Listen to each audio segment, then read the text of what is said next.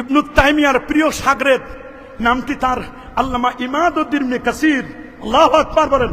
আল্লামা ইমাদউদ্দিন ইবনে কাসির প্রসঙ্গক্রমে বলতেই হয়, শাইখুল ইসলাম ইবনু তাইমিয়া তিনি তার লেখা কিতাব খুব ভালো করে শুনুন, ইক্তিদাউস সিরাতিল মুস্তাকিম, ইক্তিদাউস সিরাতিল মুস্তাকিম দ্বিতীয় খণ্ড 123 পৃষ্ঠার মধ্যে তিনি চমৎকার করে বলে দিয়েছেন, মানিত্তাখাযা মাউলিদান নবী সাল্লাল্লাহু আলাইহি ওয়াসাল্লাম ঈদান, যে আমার নবীর জন্মদিনকে ঈদ বানাবে, ওয়া ইত্তিখাযিহি মাউসিমান, এবং নবীর জন্মদিনকে মৌসুম বানাবে, ঈদ বানাবে, তার জন্য রয়েছে আজরুন আজিম, মহান প্রতিদান। আল্লাহু আকবার, আল্লাহু আকবার।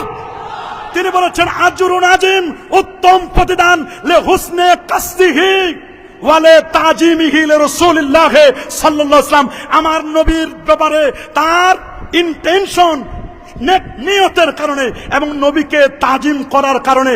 আপনি আমি তাজিম না করলেই বাকি, আমার আর কতটুকু বড় টাইটেল, আমি না হয় মুহাদ্দিস, আমি না হয় এখানের আজকের আলোচক, না হয় জাতীয় মসজিদের খতিব, না হলে আমি একটা মসজিদের বড় বড় খতিব, বড় হুজুর, না হলে একটা মাদ্রাসার শাইখুল হাদিস। আপনি আমি নবীর সম্মান না গাইলে, নবীর জন্মদিনকে এটাকে পাশ কাটিয়ে গেলে, মিলাদুন নবী বলাকে পাশ কাটিয়ে যাইতে পারি আমি, আমার যোগ্যতা আছে, আমার ক্যাপাবিলিটি আছে। কিন্তু শাইখুল ইসলাম ইবনু তাইমিয়া পাশ কাটে যান নাই, ইমামে কসল্লানি ইরশাদুস সারি তিনি পাশ কাটে যান নাই, ইমাম সাখাবি পাশ কাটে যান নাই, আব্দুল হক মুহাদ্দিস দেলবি পাশ কাটে যান নাই, আল্লামা মোল্লা আলী কারি তিনি পাশ কাটে যান নাই, ইমাম আল্লামা খারাস রহমাতুল্লাহ তিনি পাশ কাটে যান নাই, আল্লামা ইমাম রুনুদি তিনি পাশ কাটে যান নাই। তারা তো 900 বছর আগে তারা বলেছেন, যদি কেউ নবীর জন্মদিনকে ঈদ বলে তাহলে তাদেরকে উত্তম প্রতিদান দেওয়া হবে। আল্লাহু আকবার বলেন। আল্লামা ইমাদউদ্দিন ইবনে কাসির রহমাতুল্লাহ আলাইহি এই আয়াতের তাফসীর করতে গিয়ে আল্লামা উতবির একটি ঘটনা নিয়ে এসেছেন। প্রথম খণ্ড 384 পৃষ্ঠার মধ্যে আল্লামা উতবি বলেন, কুনতু জালিসান ইনদা কবরিন নবী সাল্লাল্লাহু আলাইহি ওয়াসাল্লাম, আমি রাসূলের রওজা মোবারক, কবর শরীফ, নবীজির ক্ষেত্রে, আদবের ক্ষেত্রে আমরা খালি কবর কবর কবর বলবো না, বলতে গেলে কবর শরীফ অথবা রওজা মোবারক অথবা রওজা শরীফ বলবো। আল্লাহু আকবার, আরো জোরে আল্লাহু আকবার।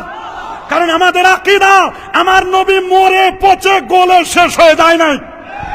কি বলেন, আমার নবী কি মরে পচে গলে শেষ হয়ে গেছে? না না না, আমার রাসূল বলেছেন আমার রওজা মোবারকে কবর শরীফের মধ্যে জিন্দা থাকবো।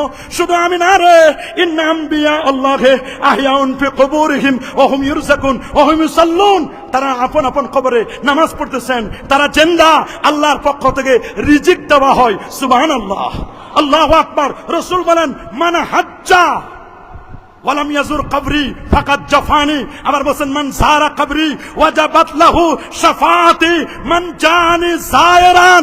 এটা সহিহ হাদিস, হযরত আব্দুল্লাহ ইবনে ওমর রাদিয়াল্লাহু তাআলা আনহুমা থেকে হাদিসটি এসেছে। মান জানি যায়রান, কেবলমাত্র একমাত্র আমার জিয়ারতের উদ্দেশ্যে যে ব্যক্তি আমার রওজা শরীফে আসলো, কুনতু লাহু শাফিআন ইয়াউমাল কিয়ামা, আমি নবী নিজেই তারে সুপারিশ করে জান্নাতে নিয়ে যাব।